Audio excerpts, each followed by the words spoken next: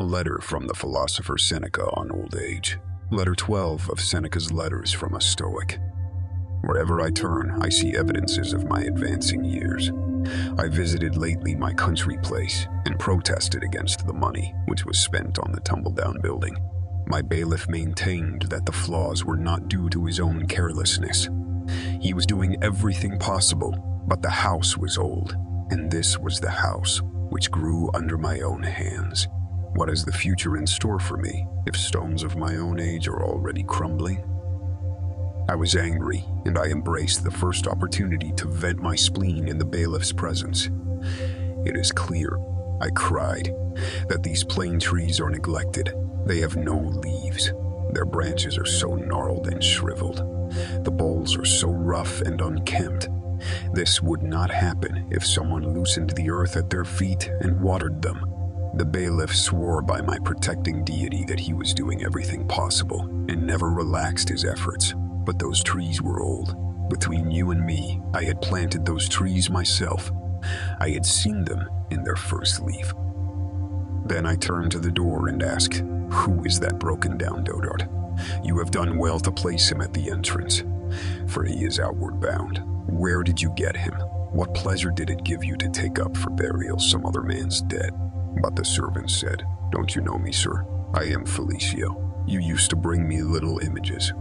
My father was Philocetus the steward, and I am your pet servant."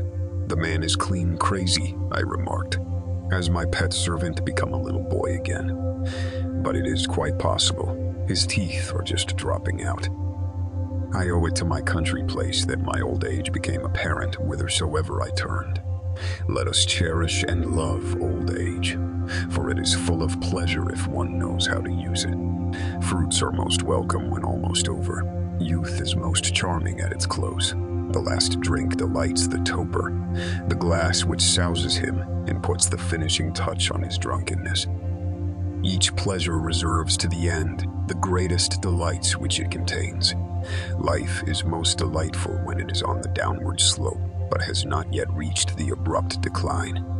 And I myself believe that the period which stands, so to speak, on the edge of the roof possesses pleasures of its own, or else the very fact of our not wanting pleasures has taken the place of the pleasures themselves. How comforting it is to have tired out one's appetites and to have done with them. But, you say, it is a nuisance to be looking death in the face. Death, however, should be looked in the face by young and old alike. We are not summoned according to our rating on the censors list. Moreover, no one is so old that it would be improper for him to hope for another day of existence. And one day, mind you, is a stage on life's journey. Our span of life is divided into parts. It consists of large circles enclosing smaller. One circle embraces and bounds the rest. It reaches from birth to the last day of existence. The next circle limits the period of our young manhood. The third confines all of childhood in its circumference.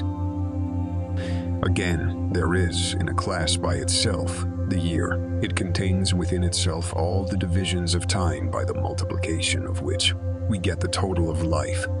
The month is bounded by a narrower ring. The smallest circle of all is the day, but even a day has its beginning and its ending, its sunrise and its sunset.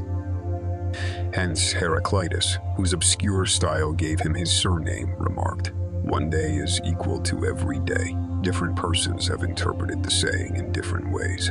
Some hold that days are equal in number of hours, and this is true. For if by day we mean 24 hours' time, all days must be equal, inasmuch as the night acquires what the day loses. But others maintain that one day is equal to all days through resemblance, because the very longest space of time possesses no element which cannot be found in a single day, namely light and darkness, and even to eternity day makes these alternations more numerous, not different when it is, shorter and different again when it is longer. Hence, every day ought to be regulated as if it closed the series, as if it rounded out and completed our existence. Provius, who by long occupancy made Syria his own, used to hold a regular burial sacrifice in his own honor, with wine and the usual funeral feasting. and then would have himself carried from the dining room to his chamber, while eunuchs applaud and sang in Greek to a musical accompaniment. He has lived his life. He has lived his life. Thus, Pacuvius had himself carried out to burial every day. Let us, however, do from a good motive what he used to do from a debased motive. Let us go to our sleep with joy and gladness. Let us say, I have lived. The course which fortune set for me is finished. And if God is pleased to add another day, we should welcome it with glad hearts. That man is happiest and is secure in his own possession of himself, who can await the morrow without apprehension. When a man has said, I have lived, every morning he arises. He receives a bonus. But now I ought to close my letter. What, you say? Shall it come to me without any little offering? Be not afraid. It brings something, nay, more than something, a great deal. For what is more noble than the following saying of which I make this letter the bearer?